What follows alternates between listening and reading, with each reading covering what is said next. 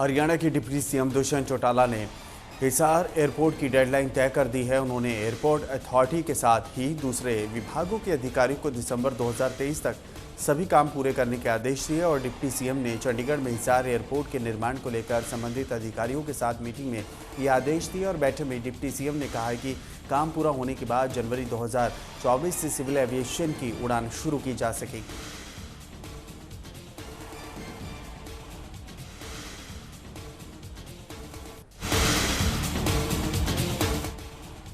हरियाणा में जल्द ही लिए गए इलेक्ट्रॉनिक्स वेस्ट रिसाइकलिंग पॉलिसी लाई जाएगी और इसकी जानकारी हरियाणा के डिप्टी सीएम दुष्यंत चौटाला ने दी है। और आपको बता दें, उप मुख्यमंत्री दुष्यंत सिंह चौटाला ने कहा है कि राज्य सरकार प्रदेश में इलेक्ट्रॉनिक के पुरानी व खराब सामान की सही ढंग से रिसाइकलिंग करवाने के उद्देश्य से पॉलिसी लाएगी।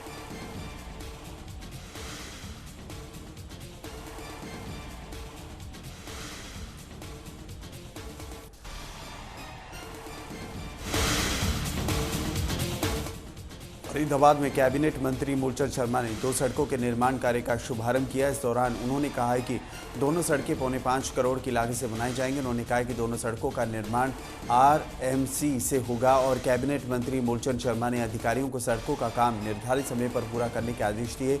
इस मौके पर ग्रामीणों ने कैबिनेट मंत्री का आभार व्यक्त किया।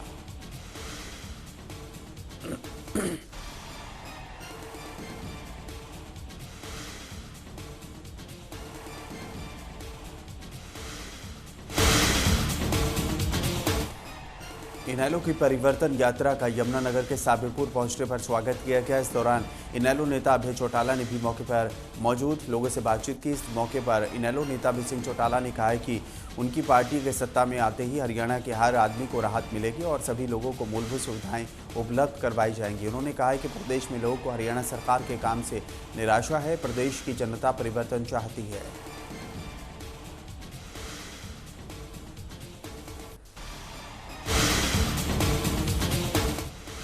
आम आदमी पार्टी के नेता अशोक तंवर ने सिरसा नगर परिषद कार्यालय में आरटीआई लगाई है और आप नेता अशोक तंवर ने आरटीआई के माध्यम से नगर परिषद की ओर से किए गए विकास कार्यों पर भ्रष्टाचार के आरोप लगाए हैं। आम आदमी पार्टी के नेता अशोक तंवर ने कहा है कि सिरसा नगर निगम परिषद की ओर से 3 सड़कों के निर्माण के लिए 10 करोड़ के टेंडर निकाले थे। हालांकि ये तीनों सड़कें पहले ही बन चुकी थी और जिसके बावजूद टेंडर निकाले गए। अशोक तंवर ने कहा है कि अगर तय समय सीमा में जानकारी नहीं दी गई तो वे कानूनी प्रक्रिया अपनाएंगे।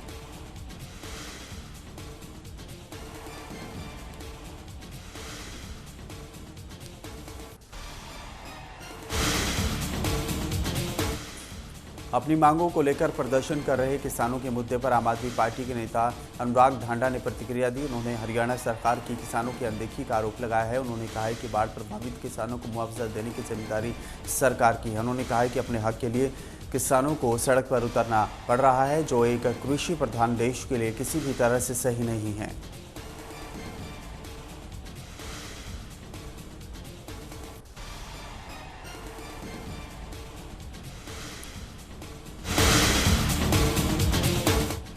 हरियाणवी सिंगर राजू पंजाबी का निधन हो गया है। उनके निधन की खबर से प्रशंसकों में शोक की लहर है और प्रशंसकों का कहना है कि सिंगर राजू पंजाबी ने हरियाणा की म्यूज़िक इंडस्ट्री को एक नई पहचान दी थी। राजू पंजाब के प्रशंसकों से फिलहाल हरियाणा में म्यूज़िक इंडस्ट्री को बड़ी क्षति पहुंची है।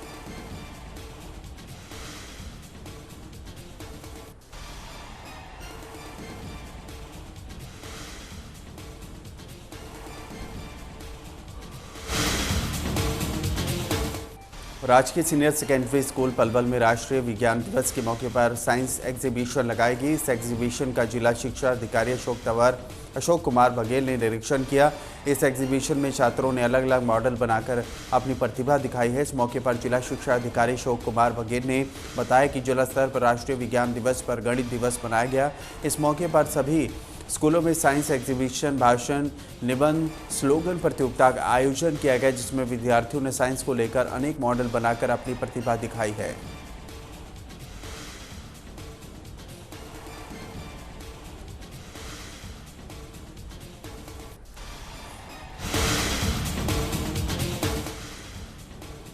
हरियाणा पंजाब के किसान चंडीगढ़ कूच कर रहे हैं और किसानों की कूच को देखते हुए प्रशासन अलर्ट पर है। इसके साथ ही पंचकूला चंडीगढ़ और मोहाली चंडीगढ़ बॉर्डर पर कड़ी सुरक्षा व्यवस्था कर दी गई है। एहतियात के तौर पर पुलिस ने कई रूटों को डाइवर्ट किया है और जिसकी वजह से लोगों को काफ़ी ज़्यादा मुश्किल हो रही है।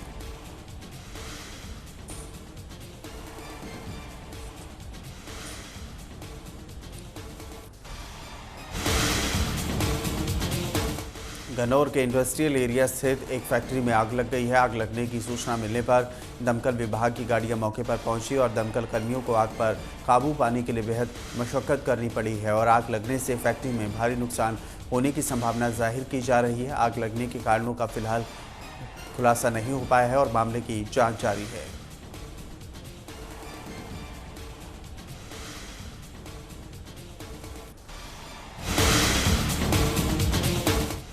फरीदाबाद के कैली बाईपास रोड पर एक युवक का शव बिजली के खंभे से लटका मिला है और राहगीरों ने इसकी सूचना पुलिस को दी। घटना की सूचना मिलने पर पुलिस मौके पर पहुंची और मामले की तफ्तीश शुरू कर दी।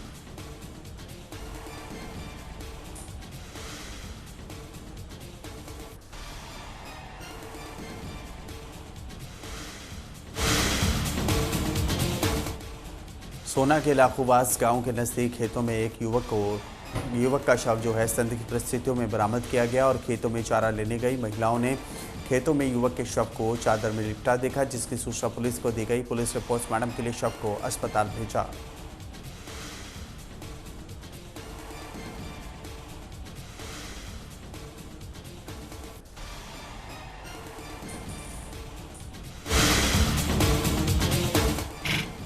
इंद्री की पश्चिम यमुना नहर में 16 अगस्त को एक युवती संदिग्ध परिस्थितियों में डूब गई थी और जिसका शव 8 दिन बाद भी नहीं मिला है और युवती के परिजनों का कहना है कि युवती नर्स का कोर्स कर रही थी और रोहतक कोचिंग लेने के लिए जाती थी, लेकिन 16 अगस्त की शाम को जैसे ही वो कोचिंग करके घर यमुनानगर के बैंडी गांव में जा रही थी, अचानक वो इंद्री उतर गई और उतरने के बाद उसने अपने भाई को फ़ोन किया और जिसके बाद उसने पश्चिमी यमुना नहर में संदिग्ध परिस्थितियों में छलांग लगा दी।